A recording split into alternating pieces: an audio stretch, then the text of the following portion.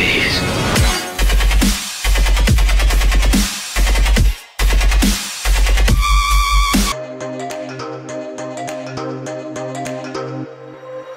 Ciao a tutti ragazzi, sono di nuovo io Snake e bentornati in questo nuovissimo video. Ragazzi, oggi andiamo a vedere l'unboxing del Kinder Fire. Ok ragazzi, eccoci qui con la scatola contenente il prodotto. Sul fronte della confezione troviamo in evidenza il marchio Fire e il marchio Amazon.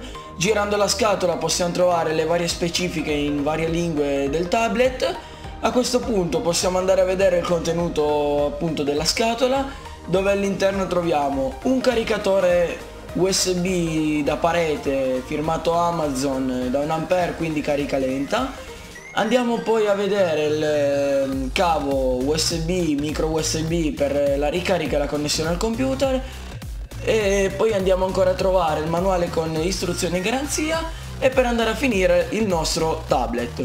Bene ragazzi, il video finisce qua. Io come al solito vi ricordo di lasciare un bel mi piace a questo video, un bel mi piace alla pagina Facebook, sia la mia che quella di TecnoGalaxy. Andate su TecnoGalaxy a fare un saltino, a vedere qualche articolo. Detto tutto, un grande saluto, ciao a tutti!